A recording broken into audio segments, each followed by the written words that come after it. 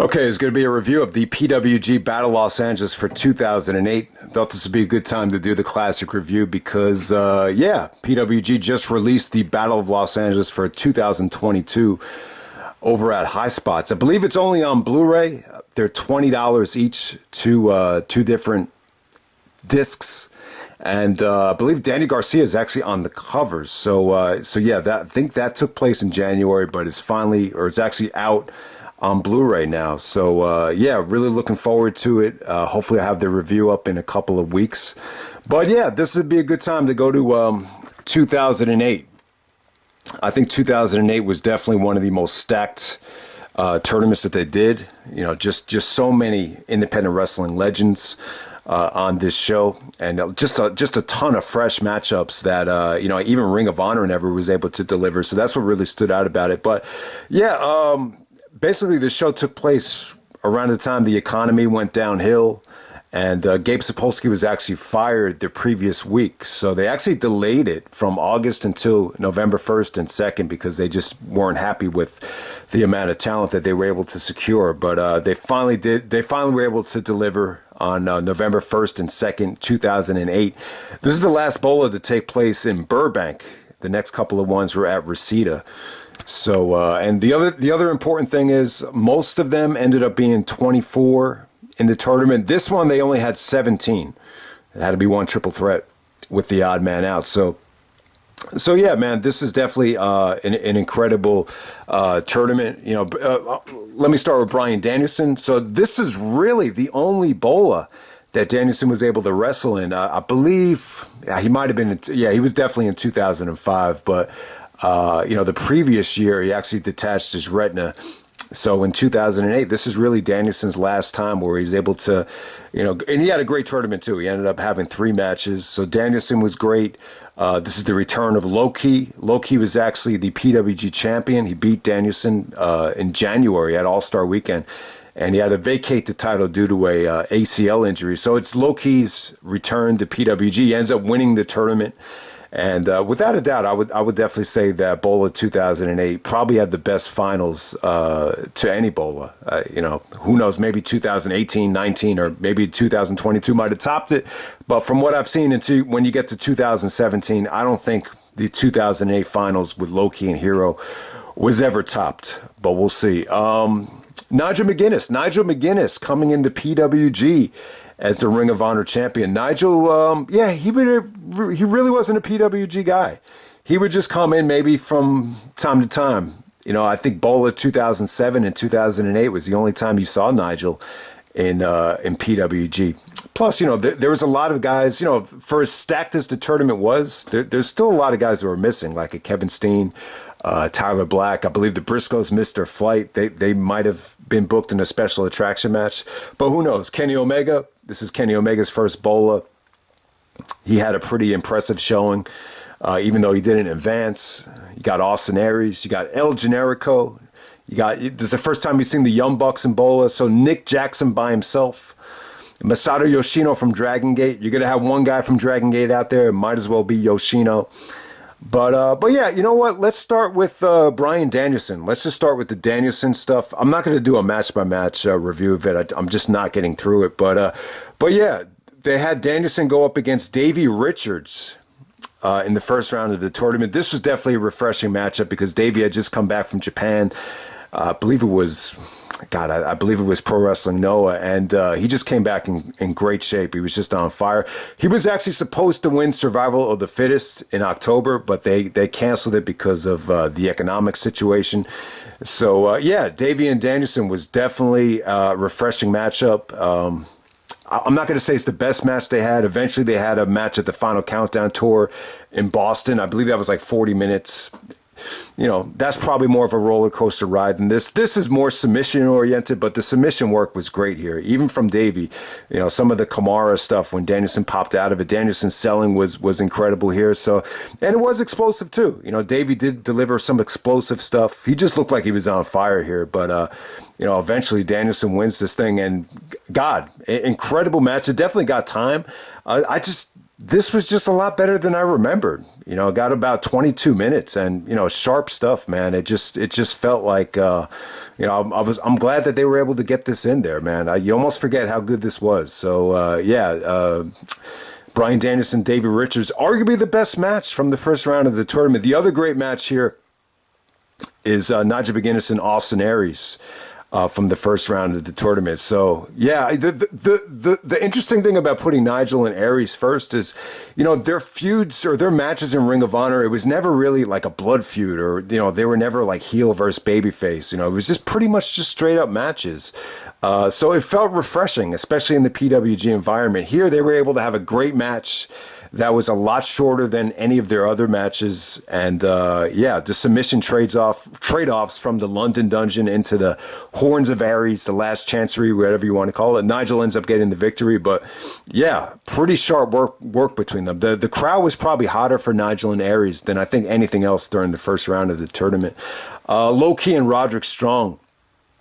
Hell of a dream match there. Loki was never able to wrestle Roderick in his prime, so it definitely had a huge amount of appeal. This is kind of like the battle of the knife edge chops, and they never really got to touch until this show, from what I remember. So very stiff stuff. The ending with the transition into the Dragon Sleeper with Roderick tapping immediately, kind of an abrupt finish, but while it lasted, man, really sharp stuff, really intense stuff. Roderick starts screaming at Loki. He's like, "Come on, Loki, you motherfucker, bring it." So really, really intense action from Key and Roderick. Definitely good booking there, because on a lot of different levels, that was definitely an attractive matchup right there. Kenny Omega actually takes on Brandon Bonham in the first round matchup. So yeah, Brandon Bonham actually goes over. He counters the Kreutz Wrath into an iconoclasm. Yeah, Bonham definitely has more of a surfer-like gimmick. He's got the long blonde hair, and he was pretty much the unknown of the whole tournament. He ended up hurting Nigel McGuinness in the second round. Nigel was going for a kind of a running European uppercut, and he got his feet up, and he ends up making Nigel bleed from the nose, and he ends up giving him a black eye. So when Nigel showed up in Canada the next week with a black eye, a lot of people didn't know where it came from, but I guess it came from this match with Brandon Bonham. And that was actually in the second round. Okay, another attractive matchup in the first round is El Generico, Nick Jackson, and Masato Yoshino in a three-way match. Lots of good elements here, man. I thought this was good stuff. Generico and Nick Jackson, you saw the magic that they had in Chikara at King of Trios. So this is just a little bit of taste of what they can do. But Yoshino actually goes over. I'll tell you, man, Yoshino is the most athletic guy I've ever seen in wrestling, even like in all of sports. A lot of times when I'm working out doing jump rope or drills or whatever, like sometimes I try to like envision like who do you want to emulate? Who do you want to be like in terms of like speed and just, agility? And a lot of times like Yoshino just pops into my brain. So yeah, he was great here. He actually won this thing with the Salasiente, which is kind of like a version of a triangle choke, but a little bit more pressure on the whole arm than the neck. So yeah, but good stuff. I wouldn't say it was great, but it was just a lot of fun. Probably had more replay value than anything of the first night, without a doubt. Okay, so a lot of the Pro Wrestling Guerrilla homegrown matchups. So they actually put Scott Lost with Joey Ryan in the first round. And that was definitely a good decision, because I don't think you wanted to pair either guy up with a Ring of Honor legend. It just wouldn't have looked attractive to some of the outsiders. So this way, it's a nice little showcase for PWG. So Scott Lost and Joey Ryan. You saw Scott kind of emulating Bret Hart, Joey Ryan kind of emulating Triple H. They had a nice, short and little fun match there. Scott Lost actually goes over. And also from the first round, they actually open up the whole weekend. You had TJ Perkins going over Chuck Taylor. So Taylor actually intercepts a foreign weapon, and referee actually reverses the decision, and TJ Perkins actually wins by DQ. So TJ Perkins was definitely in character throughout the whole show. So I'm not going to say it hurt his performance, because he had an awesome match with Danielson, but in this match, it was a little bit more heel driven. So yeah, TJ Perkins, is more of a West Coast guy. Chucky T had a great year in PWG. If you just look at this tournament and see how good he got, he actually was in DDT4 with Kenny Omega as his tag team partner. the men of low moral fiber, and then he actually main evented a couple shows too. So Chucky T had a great year this 2008, 2009 in PWG. So they actually opened up the tour. I'm not going to say TJ and Chucky stole the show or anything like that. But yeah, okay, so the last first round match, yeah, Chris Hero actually taking on the Necro Butcher. They actually got the main event. They got about a half hour. This ended up being a Falls Count Anywhere match. It was just too fucking long. It was just too much. I mean, the work that they did wasn't bad. I get the appeal. You know, Hero is the PWG champion, so he's taking on the burden of wrestling in the main event, and he's going up against his former CZW, wrestling mate, the Necro Butcher, that he went to war with Ring of Honor with. So it definitely made sense. So you're seeing a CZW main event in the main event of PWG. They spent way too much time out in the crowd. But, your typical Necro match, Hero was able to have a lot of these, no holds barred matches with Human Tornado, and they came out quite well.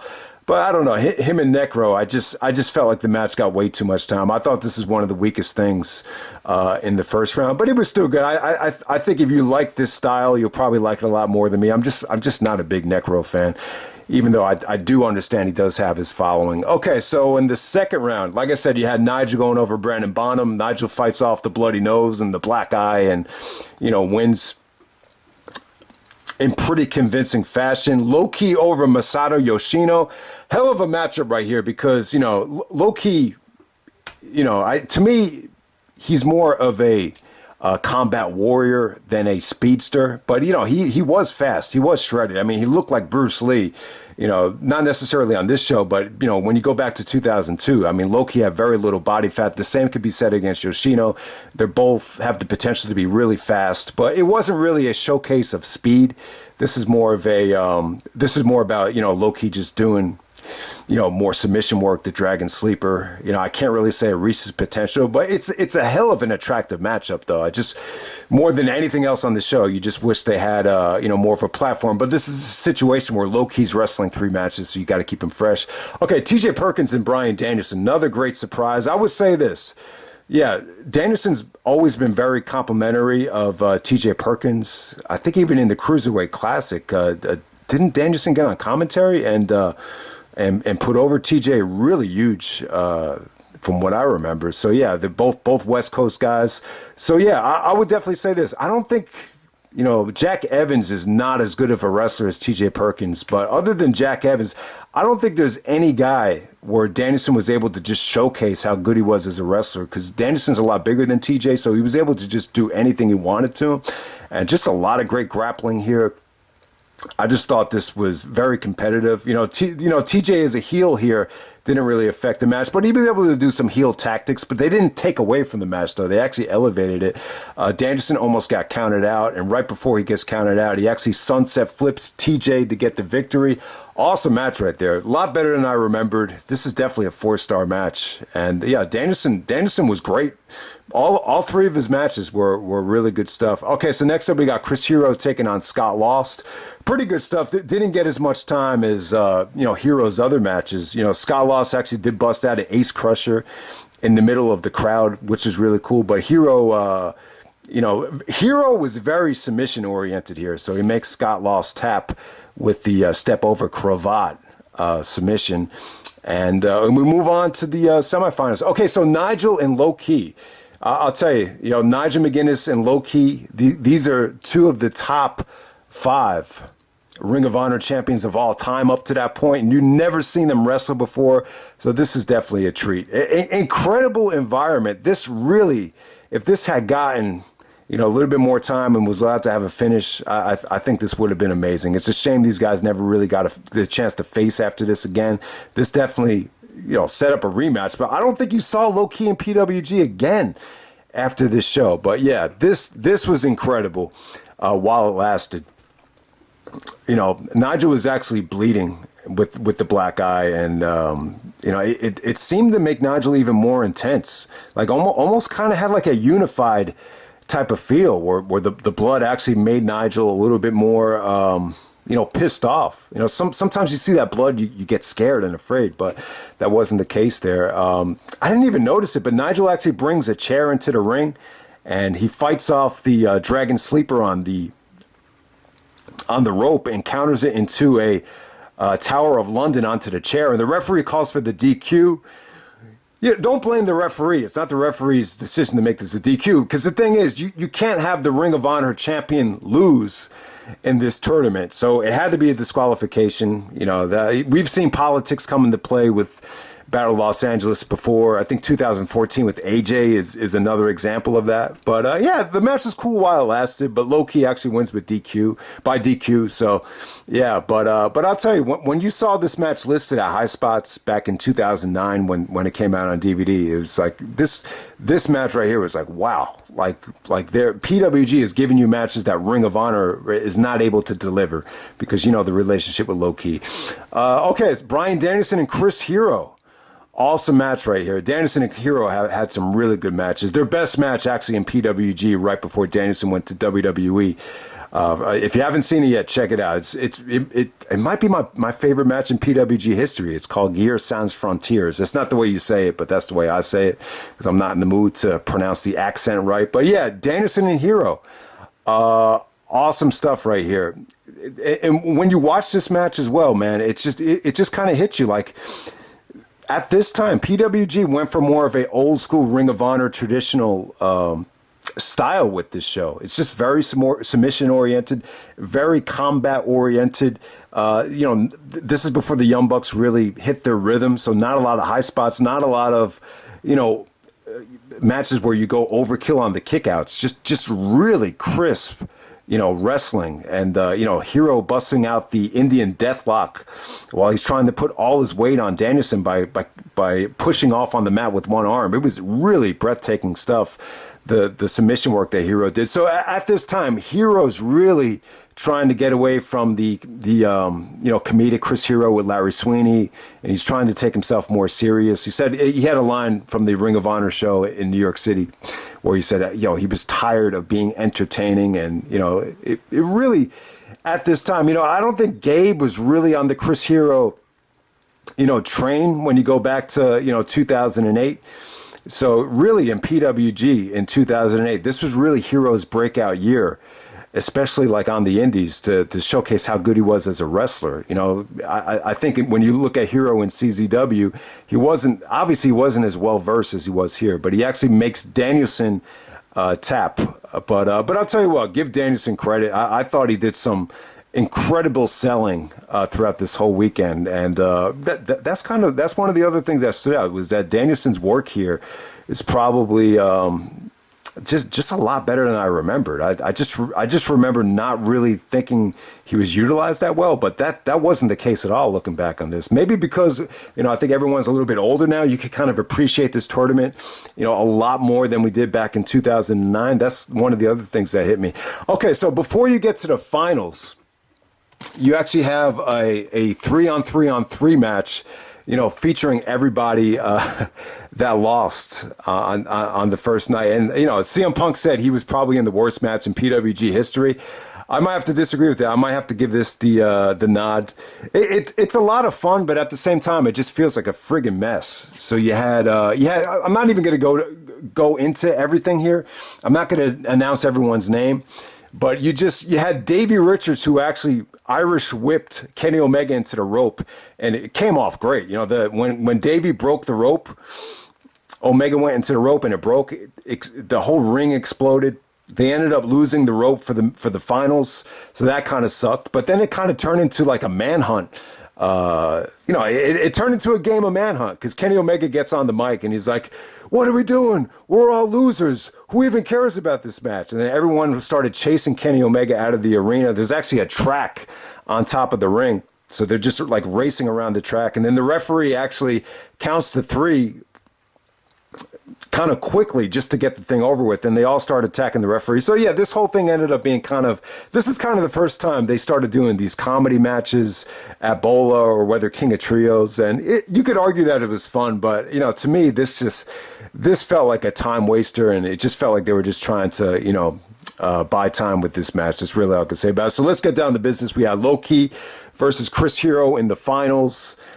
So you only have the top rope here. So you know what? I don't think anyone's better at improvising than Chris Hero. I mean, I remember at Supercard of Honor that year, the rope broke, and you know, naturally Hero just starts using the rope as a weapon, like it was part of the plan for the match. It was incredible. But in this match too, you know, it's a stressful situation. I remember AJ was really stressed out one time. He said, you know, the rope broke, and we're some X Division guys that got to tear it up. So you know, I just remember this is something that can be very stressful when the expectations are high and people are paying tickets and you're expected to deliver, and there's no, you know, the ring is fucking, you know, tore up, and you gotta do something different. But you know, Loki and Hero, perfect guys to be in this situation. They just had a war here. Loki actually kicks Hero straight in the face with a Kawada kick. It was full contact. Hero starts bleeding like crazy, and someone starts shouting at them, "This is a shoot! This is a shoot!" It kind of felt like that. So, but yeah, the match is just a war.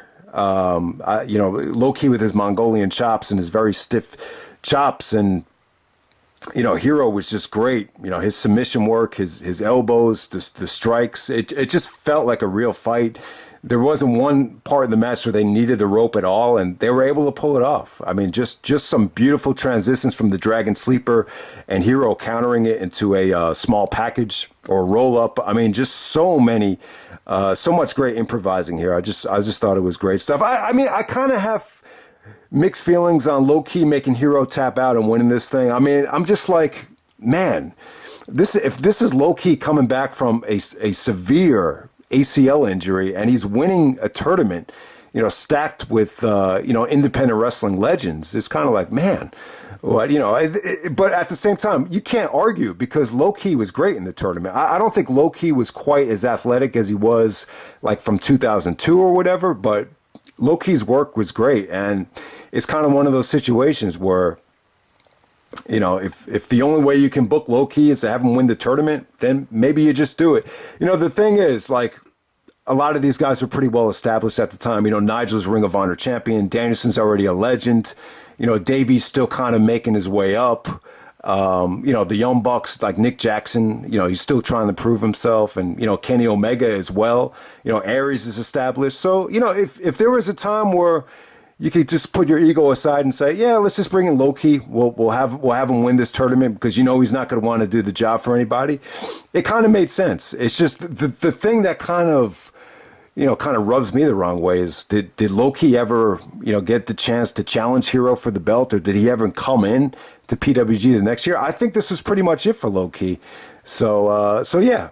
Yeah, Loki's a great wrestler, the first ever Ring of Honor champion, you know, without a doubt, probably the best, you know, finals in the history of Battle of Los Angeles. So give Loki credit. I thought him and Hero put on a great match. But to me, like, Hero was probably the MVP of this whole tournament. Danielson as well. I thought they had great showings. And yeah, Nigel's stuff was definitely a breath of fresh air because you really hadn't seen a lot of Nigel in PWG. So yeah, that's pretty much it, guys. That's the Battle of Los Angeles 2008. Hope you guys enjoyed it.